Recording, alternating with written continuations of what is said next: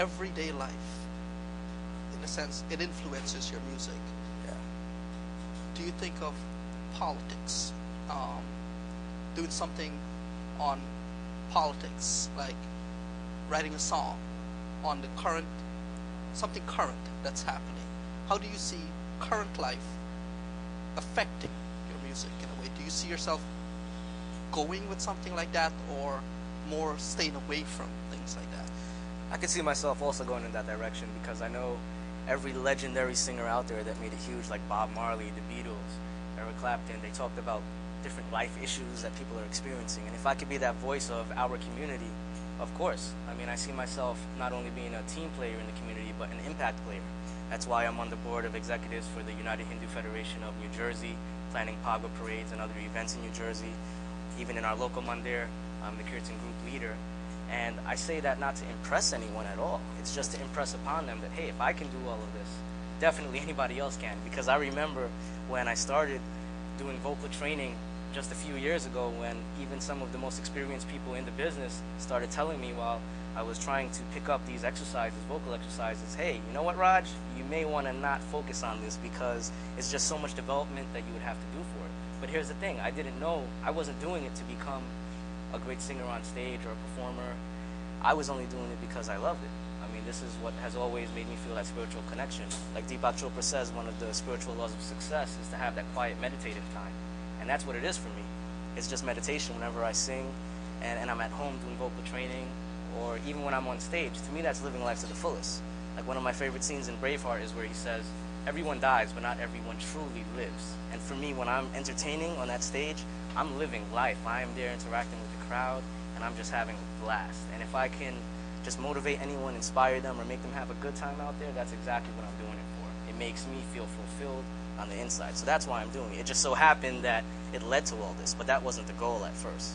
It was just making myself feel that fulfillment, because music is my passion. Okay, let's talk a little bit about our community as it is, our West Indian community.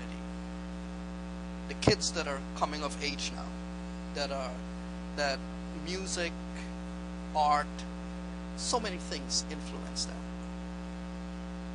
How do you see your music, or per se the music as a group?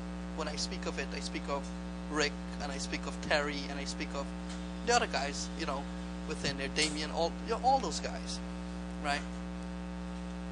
How do you see that, taking that a step further, in the sense of imploring kids, to motivating them to be more than what they are? Because music reaches people in very, very unique ways, you know. And when you make a referential, when you make a comparison to other cultures, you know, if you look at American music, you know, or you look at, you know, music in a sense that's outside of what we are,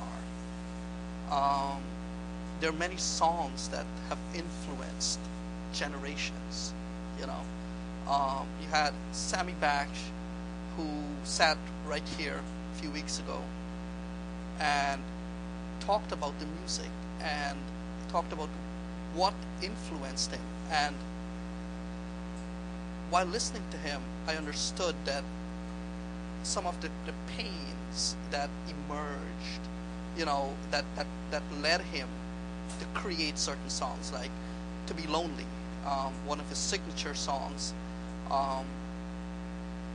What he said was, he saw people, they were walking to the movies with their girlfriend, you know, guys walking to the movies with their, and he's sitting on the donkey cart in Guyana, and he had this guitar, and just by being there in that moment, feeling that thing, that loneliness, I suppose, he created that song. And when we listen to that song, it's a great song, you know. And you know, he talks about, in a larger scale, meeting Bob Marley and giving Bob a hug, and understanding, talking to this man. There's so much has done for him, right? So when we talk about music, it transcends time. You know, you talk about the Beatles, you talk about all these great bands, you know, Rolling Stones, all these, you know, these great bands that have emerged and now have become icons. You know, how do you see us? Where do we need to take our music? Do you see that happening in the near future, in the sense of motivating the younger people, right, to implore them to be bigger than what they are through music? Like, how do we take our music now and add that sort of? I know the question is a bit long-winded, right? But you know, it's just a matter of an explanation. You know, how do you take your music now and implore those kids to be something more like, you know, something? Any thoughts on something like that? One, I involve them, which is more than just letting them hear it or listen to it or read about it. I actually get them involved. So you'll see with me always my crew, the King Raj crew, right? But it's because I actually go out there and I see all these talented people, whether they're older than me or younger than me, and I just want to get them out there as well. So that's why I have dancers with me, other musicians, and other talent, because I find that that can actually lead them in that right direction versus if they didn't have that. Because one thing, even with Hindustani music, is, or any discipline for that matter, is it's very disciplined as far as keeping people in alignment with something. It at least shows them if they're hanging around me or hanging around musicians, and we're not talking heavy metal or rock and roll, but you know, with our type of music and what we do, it's usually for the good thing. And like I said, my background is in Mandira, so I still have some sort of image to play there, so I'm not going to lead them in the right direction. Of course, I still have a ton of fun, but at the same time, it's responsible fun.